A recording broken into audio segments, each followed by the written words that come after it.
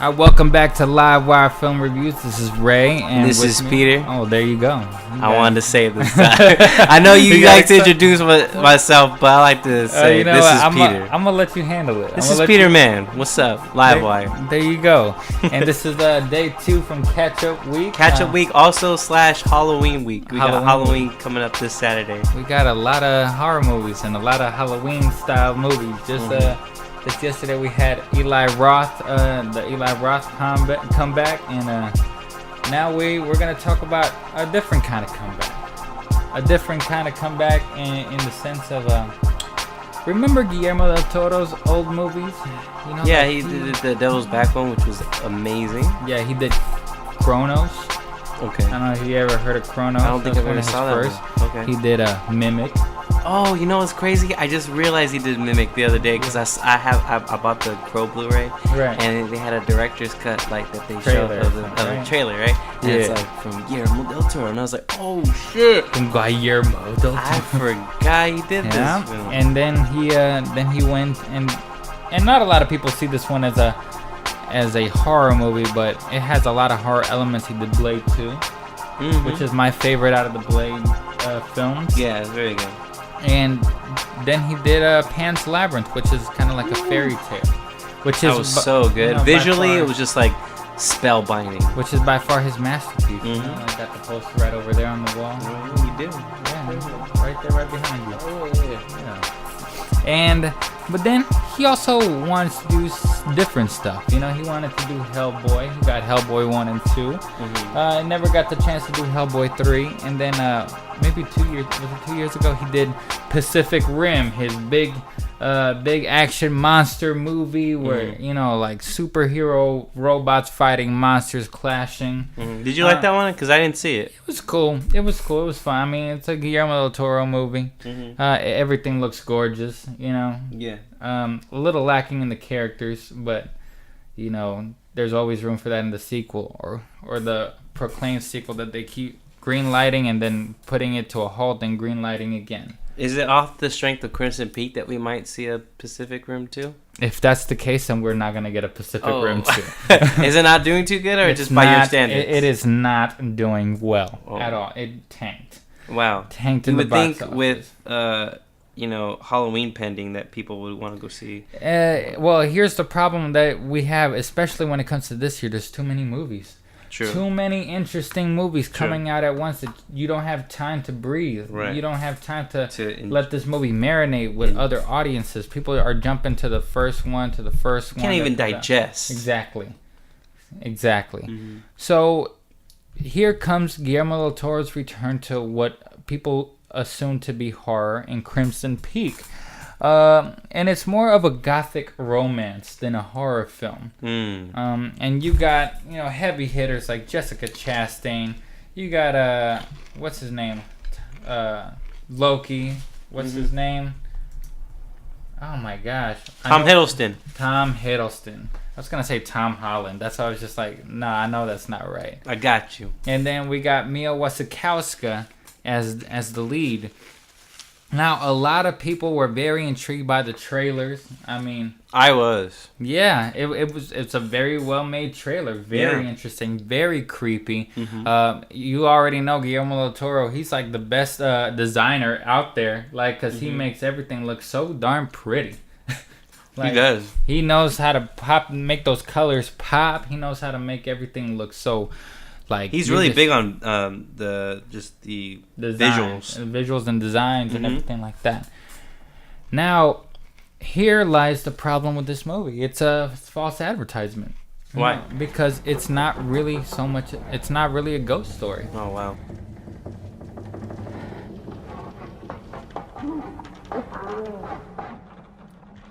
How did you get in there, you silly doggy?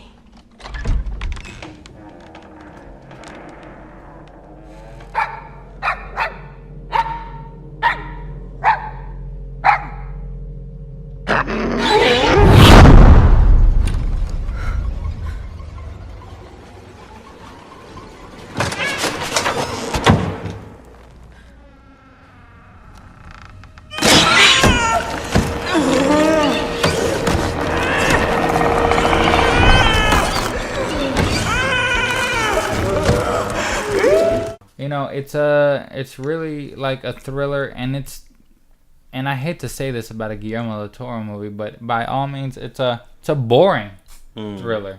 That's a shame. Mia Wasikowska plays Edith Cushing, and she's not your typical female that's just trying to get married. She wants to be like Mary Shelley. She wants to be an author, and not just any author. I'm talking about like real hard-boiled stuff like Mary Shelley in her time. Right. And everyone's like, "Oh, but you're a woman. You clean the dishes and make babies." Like, and she's like, "No, I want to be, Yeah, I'm independent." Yeah. And here comes Tom Hiddleston, who out of nowhere is trying to ask for money from Mia Wasikowska's dad, from Edith's dad, and he's just like, something ain't right about this guy. I don't like him. Especially when you see Jessica Chastain as Tom Hiddleston's sister. They are Sir Thomas and Lucille Sharp. And she is, from day one, setting up a bad vibe of creepiness that you go like, well, why would I trust this bitch in the first place? Like, she's coming off so darn creepy, like, and they want to ask me for money? No. But then they're like a bunch of crooked aristocrats. Yeah, and Papa Cushing, who's played by Jim Beaver, and he's actually one of the best things in this film. He spots Hiddleston's plan right away, and he's like, "Nah, you're not gonna do that. So you need to get out of here." But guess what happens after that? He mysteriously dies. Oh, I wonder who killed him. Oh, people say he slipped. So she ends up marrying Tom Hiddleston and moving to a house in Crimson Peak. Or no, that's not what it's. Crimson Peak is like the kind of color or something that the snow turns into or something. But his house is, she finds out, it's a piece of shit.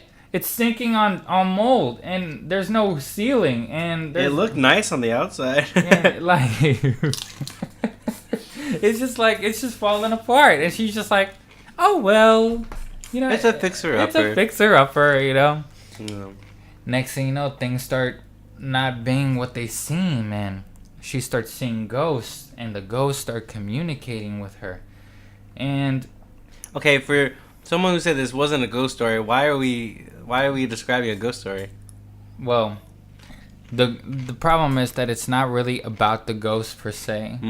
The ghosts don't do anything other than like pop up like, and then they don't do anything. You know what I mean? Like, they're not the main characters. They're not anything. Yeah. They pretty much just like. They're like background noise. The first ghost that pops up to Mia Wasikowska's like, "Don't go, beware Crimson Peak," and then she ends up in Crimson Peak. Wow. Like, Lucille, stop it! Do we have to do this? Must we? Yes. You have no idea what they'd do. I would be taken from here. Locked away. You would be hanged. We stay together. Never apart. You couldn't leave me. You wouldn't. I can't.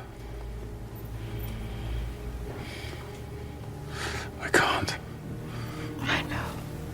And there are twists and turns in this film, but you can see them from a mile away. You can see them, I was just like, yeah, there's something not right here. Yeah.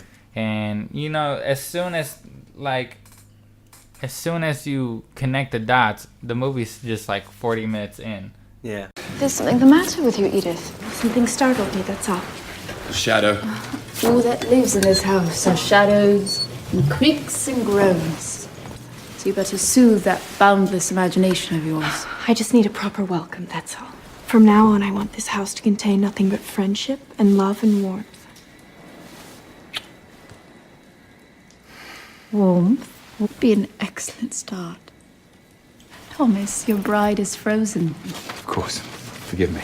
Let's go upstairs. Start a fire at once. I'll run you a hot bath. The pipes will run red at first because of the clay. Soon the water will clear. Oh, Lucille, when it's convenient, would you mind getting me a copy of the house keys, please? You don't need one. I'm sorry. There are parts of the house that are unsafe. It will take you a few days to familiarize yourself. Then, should you still feel you need them, I'll have copies made. Come on, Edith, come with me. Let's take you upstairs. So it's very tragic. It's very slow. And then you have somebody, I don't know who thought of this was a good idea, but Charlie Hunnam. You know Charlie Hunnam? He's the lead in Pacific Rim. Yeah. He's also the lead in the TV show Sons of Anarchy. Oh, I know that guy now. You know, and he was supposed to be 50 Shades of Grey dude. Oh. But he couldn't do it because he was too busy, I think, making this movie or Sons of Anarchy or something. Okay. And they decide to make him into a doctor. And his character is just there. It's just a waste of time. A lot of these characters are just waste of time. Like, what a bland use of these actors. And it hurts because, like I said, I would think that you underuse Jessica Chastain. That would be the most dumbest mistake ever. I think Jessica Chastain was very miscast. You know, I didn't buy it. I didn't buy it once. You didn't buy her character? No, I didn't buy her intentions? No. You didn't buy her accent? I didn't buy her at all. Any of that. None of the above. Didn't buy that. No, sorry. And Tom Hiddleston just came off like a bitch. I don't know why, but it was just so obvious that this dude's got problems, and for this girl that's supposed to be very cunning and she wants to be a writer, and she's not your typical female. She certainly ends up acting like your typical female. Yeah. And it's just a very disappointing film because he really put his all in the visuals and the like I said, the set designs and everything. Yeah, that's a shame because again, I haven't seen the film, but from the trailer, it really looked like Bram Stoker's Dracula. It was trying to have that look. Mm-hmm. It was definitely trying to have that look, and and you can tell he was really trying to push passion. But the script is sorely lacking in common sense. I see the passion and I see the intrigue, right. but it's just like he didn't connect the dots properly. Right. And it was a very big disappointment. And for the first time me seeing this, a boring movie from Guillermo Del Toro. Wow. That not even the actors could save it for me. Now, the visuals are great. I watched it in IMAX, and I thought, wow, the visuals are great, and it's a lot of fun. But by the time the ending comes, you're going to be very disappointed. You're just going to be like, wow, all that for this? Right. I have to say, this movie's very forgettable. Now, if you like Guillermo del Toro's movies, maybe you'll give it a better chance. I thought I loved his films, but I couldn't give this one a proper recommendation. But if you like his set designs, he spares no expense. You like the actors, they do a solid job. And if you like gothic romances, that's another thing. This is not a horror movie. This is a gothic romance. Not a very bright one either, but it's a gothic romance. If you're really into that, then give it a go. I give it a 2. I give it a 2 out of 5 because, the set design and stuff and what's his name? So basically, what you're saying is that you like the look of the film, and that's about it. That's really it. Everything looked gorgeous, but it made no sense at all. It was dumb. It was boring. The twists are obvious. This is something. If M. Night Shyamalan would have made this movie, people would have been butchering it. But since it's Guillermo del Toro, people have a soft spot for him. They gave it decent reviews. But you know what? You're not getting one from me. Yeah. So yeah. It's too bad. I know, it's too bad. It's too bad. But he'll get him next time. Get him next time, buddy. Let's move on to the next one. The next one actually I didn't see, but you saw. Yes, with the light. Oh yeah? Yes, and I saw a lighter, more kid-friendly horror film, and I'm referring to the classic young. I don't even know if they're. I think they're a young adult, or maybe they're just children stories. But Goosebumps. What's the difference? Goosebumps. Yes, starring Jack Black as R.L. Stein, and he really hams up R.L. Stein. To be honest, I really don't think R.L. Stein sounds anything like Jack Black portrays. I don't even think he looks like Jack Black, right? No, and he gives him like this, like, I don't know, some mysterious accent, and I could have killed you. That was a terrible throw. What are you doing here? Go home. Not until you explain what's going on. I can't explain it. We were almost just eaten by Frosty the Snowman, so try. Okay, look. When I was younger, I created my own friends. Monsters. Demons. To terrorize my neighborhood and all the kids that made fun of me. And they became real to me. And then one day, they actually became real. My monsters literally leapt off the page. As long as the books remain locked, we're safe. But when they open, well, you've just seen what happens. I think when I've heard R.L. Stein before, he's very monotone. Like, I remember starting the TV episodes. I remember him starting the TV episodes very on a one tone. Viewers beware, you're in for a scare. Like, I was like, why is Jack Black doing this like really goofy, colorful adaptation? Jack Black. I guess so. He just Jack Blackified R.L. Stein, but actually he's referred to the town people know him because he's more of a recluse. Okay. He is known as Mr. Shivers, but the main character is Zach Cooper. Who I've seen this guy before, Dylan Minute, I think. Right. He was the older brother of Alexander in the No Good Very Bad Day. Yes. You know what? I seen this guy. I think he has presence. He's very confident. I just think that he's gonna become this like leading man someday. Got a lot of charisma, eh? Yeah, he does. And him and his mom moved from New York to this like suburb in Delaware, and the mom is played by Amy Ryan. Amy Ryan. Yeah, and she is the principal of the school of his high school, the school that he's going to. Okay. His next door neighbor is Mr. Shivers, aka R.L. Stein, and R.L. Stein has a daughter in the film named Hannah, played by Odea Rush, who was really like, I really liked this girl. Like, she just has this spunky attitude. She's she's cute, for I've seen her. She was in The Giver. Okay. She's Jewish. Good for her. Makes sense. But no, I mean, she's like, there's nice chemistry between her and Dylan Minette in the film. And he goes to school and he meets this guy named Champ, who's kind of this like outcast wannabe cool guy, played by Ryan Lee, who was very funny. I don't know. He like the dork? He's the dorky one, but I don't know where I've seen this guy before. He's the nerd. He's the nerd, but he's really 8, funny. Right? Super 8. Oh yeah, Super 8. He's in Super 8. And so, this film almost reminded me of like a kid version of Fright Night. Okay. Like you know what I mean. The old one and the new one. Right. But again, this is very kid friendly. There's no bloodshed at all. But you bring back all these monsters from these.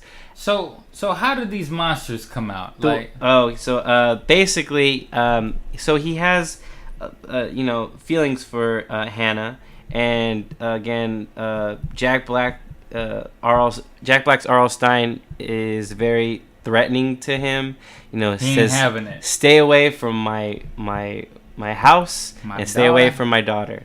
So he is like doing homework one night, and all of a sudden there's like a loud shriek. It's Hannah, and he only could see from her upstairs window just the shadows, and it looks like R.L. Stein is attacking his daughter. So he goes and ventures and calls the police, and the police come, and the police are a bunch of like these like dumb like hick, not like hick, but like small town like rent-a-cops, like kind of like you know, like the first thing that the girl cop says is freeze when she knocks on R.L. Stein's door, and the guy cop's like, you're not supposed to do that yet.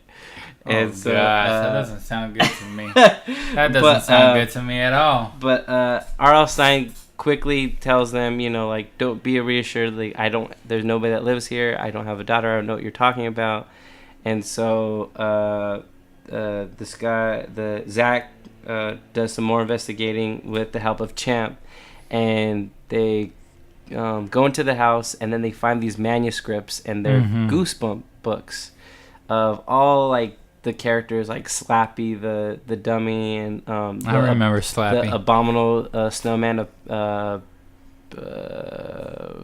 giant praying mantis. I forget, like the werewolf or whatever. Yeah, no, but the abominable snowman's from somewhere, I forget. Anyways, but yeah, all these key characters, and there's a key on the desk that opens these books, and when you open these books, out comes the characters. So this is like Jumanji. So it's like Jumanji, basically. So R.L. Stein finds them, but it's too late because now all the books are being opened by Slappy the doll, also played by Jack Black. All my friends in one place. I've never been so happy. I don't want this day to end, and it doesn't have to. As long as we get rid of Stein.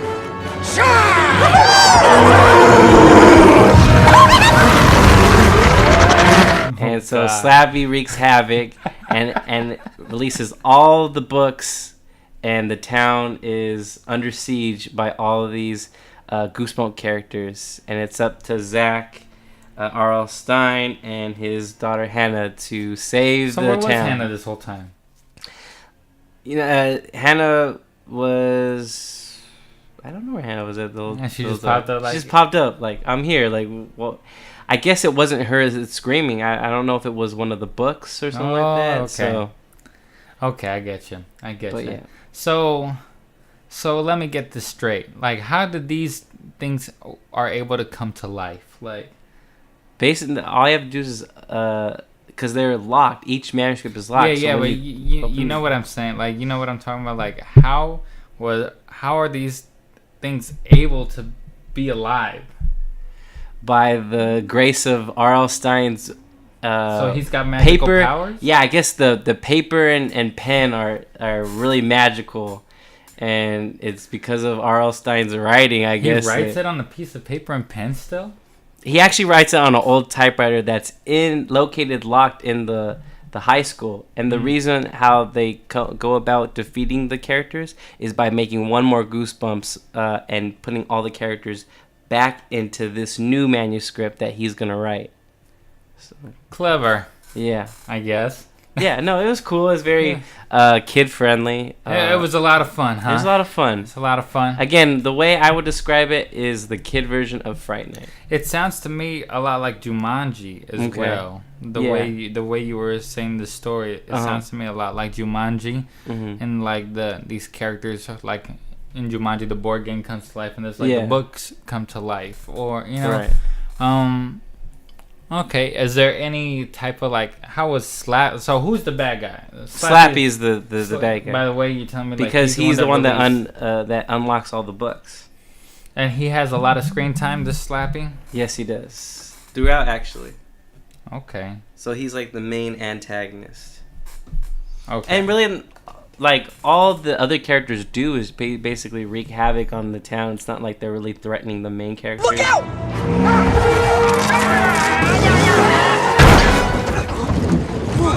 Are you okay? Everyone okay? It came out of nowhere.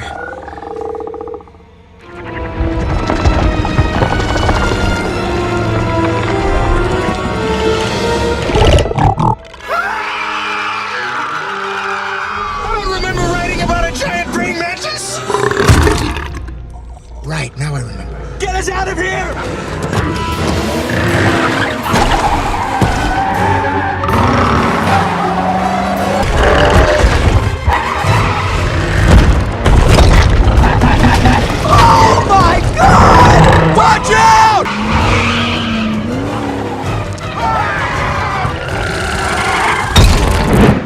guess once they get all like they link up and they squad up, is when it's like, oh, we can't take these guys. So in comes R.L. Stine, Jack Black, that has to write one more Goosebumps in order to get these characters back into the book. Interesting.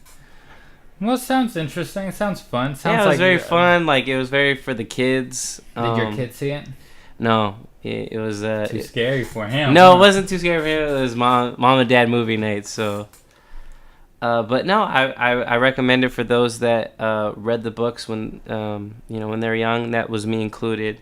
So it was very nostalgic. Like, I remember having fun reading the books. It sounds like I remember when funny and I remember when I was little being scared of the books. Okay. So it just brings me back to, I think around like elementary school. I think I read them heavy, like from like 3rd to 5th grade.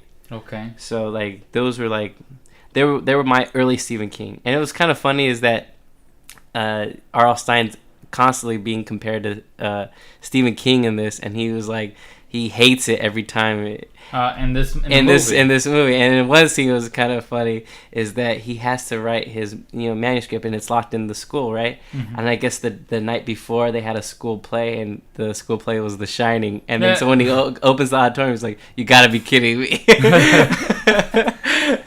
sounds kind of clever, man. Sounds kind of it's very funny. It has some like jump moments if you're a kid, I guess, but it's very like fantasy oriented, like you said, like it very much like a Jumanji. Okay. So I had fun with it. I recommend it. What would you give it? Is it like the best thing out right now? Absolutely not. I think it's a very well made kids film. Mm-hmm. I think from the demographic of maybe like 5th grade to like 8th grade, they're gonna get a kick out of it. I think people that in high school that maybe read the books will get a kick out of it. So anybody who's read Goosebumps, anybody who read Goosebumps is gonna get a kick out of it, even though it's not. And if even if you haven't read Goosebumps, I think it will make you intrigued to start reading them. And I don't know if they're going to make a comeback, because I don't think a Goosebumps has been published in years. But I don't know. But I think they have a lot of books. Mm-hmm. So, I'm sure you can find them in your library. Right. Or I'm just saying there hasn't been a new Goosebumps printed in quite some time. So, hopefully they're hoping to make a franchise out of this. Okay. I would love to see. I would be first in line to see them. Oh. So what would you give this one then? I would give it, you know what? Initially, I was going to give it a 3.5, but I think I'm going to go ahead and just go with my guns here, and I'll go ahead and give it a 4 stars. Ooh. I had fun with it. It's very I wasn't expecting a 4. I was expecting, I'm going to go with my guns and go with a 2. No. Go with a 3. No. It was very fun, very entertaining. I really can't say anything bad about it, other than maybe it's a little bit too over the top and goofy at times. Right, but that's Jack Black. Yeah. So but how is Jack? Did you like Jack Black as R.L. Stine? Jack Black makes R.L. Stine kind of this mysterious guy that has a heart at the end of the film. With a kooky accent, but again, it's Jack Black. I guess he just wants to add a little flavor to R.L. Stine and not be so monotone. Viewers beware, you're in for a scare. Yeah. So it's just like you have to play him in a certain way, and I guess Jack Black went about the way he would play it. So not bad. Yeah, I like Jack Black. Me too. I like Jack Black, so I can watch it. Yeah. All right, so 4. All right, everybody. So Crimson Peak gets a, what did I give it, 2? Gave it 2. Gave it 2 because it's so forgettable. I already forgot about the review. Yeah. And Goosebumps gets a solid 4. You know what? I might want to check that out. Check it out. I might check that out this week. Do it. Do it, huh? It's fun. I will. I don't think you're going to like it as much as I did, but... You never know. Maybe. I'm a very nice guy. Okay. I give everybody chances. Okay. All right. Well, that's it for day 2 on Catch Up Week. Hit us up with comments if you will. Twitter name is RAYREIMK. It's PETEYMK. And this is LiveWire. Hello, my name is Mr. R.L. Stine. Every story ever told can be broken down into 3 parts: The beginning, Hi. Hey, we're just moving in. Good talk. the middle, and the twist. These are all Goosebumps manuscripts. Why are these books locked? Did you unlock a book? Oh no. I'm sorry. I'll put it back where it belongs. Look, here it is. No, don't open it!